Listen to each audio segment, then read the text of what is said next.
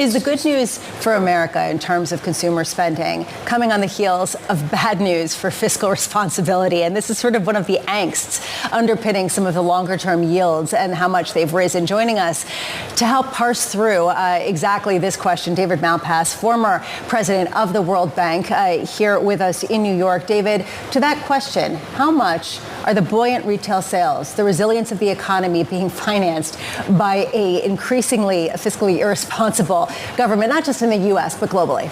Yeah, this is a huge factor because as they pump out money in terms of spending, not just the fiscal deficit, but all of the spending has to be added up, and it's material within the global economy. So they're an engine of demand that's sitting in the U.S. You know, we're talking about $2 trillion per year fiscal deficit. It used to be after a crisis like the COVID crisis, you would bring down the fiscal deficit, but this time it's gone up and plans to go up even more into the future. And so that has to be one explanation. That was my Wall Street Journal column a couple weeks ago, the idea that as you try to raise interest rates, it doesn't really get at this part of demand.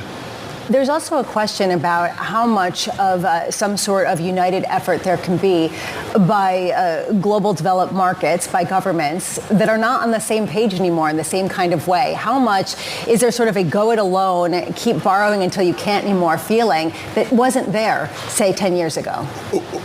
Clearly, during COVID, there was an official policy of IMF, of ECB, of the U.S.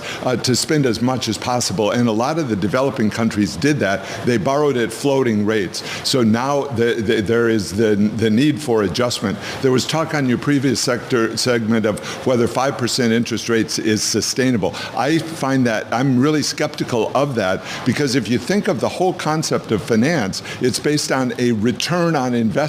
So if your riskless rate is 5%, what possible projects could you be doing that are going to return more than 5% over a period of time? It doesn't add up. So we have to get to a spot where there can be lower interest rates. I think that requires a lot more downward pressure on prices from production. So the whole question mark variable is how much energy production is going to be done in order to make up for all these deficits. You can't run the world economy on $85 a barrel oil with a hostage crisis going on. That's not going to be sustainable. Yeah, this is fascinating. There's a David Malpass World Bank president who had a certain aura about him.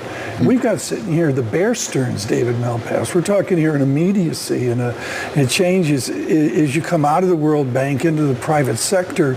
Again, there have been David Malpass fears for years. I don't see the politicians agreeing with you in Washington, Brussels, London, the rest of the capitals around the world. It's spend, spend, spend, David. How do we get here? Yeah, but the capitals are really resistant to making any changes in the growth of government. So in each of the cities you named, those cities are booming while their countries are not doing nearly as well. And that goes into the Federal Reserve policy, which I've also complained about. Look what we've done. We've gone from 0% interest rates now to 5%, and people are 5.5%, and people are saying, well, we might just keep them at 5%. It doesn't make any more sense. Is it a policy for elites? Is that what this is all about? It's a policy for elites. Yeah. Think of how much money is made when you go to zero. Wall Street and the financial markets get really rich on 0% rates. Now as you adjust, they've locked in their low rates and everybody else is paying floating rates.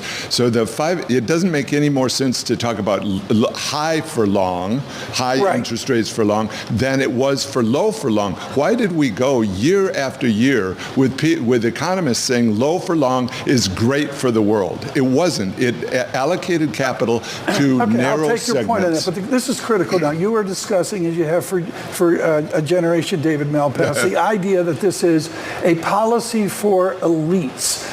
When we clear that, do we clear it with stability and controlled glide paths, or do you see jump conditions and instability here?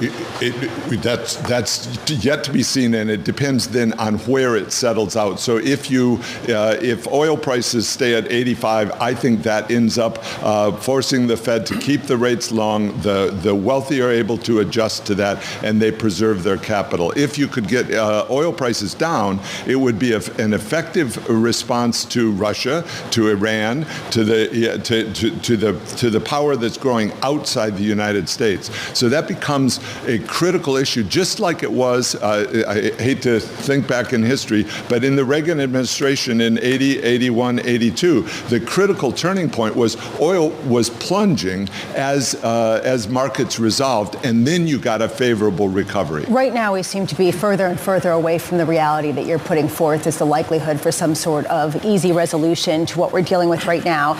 It seems like oil prices are on the brink of actually a breakout higher as a result of the conflict in the Middle East. Just how vulnerable is the global economy if it does go to $100, $110, $120 a barrel?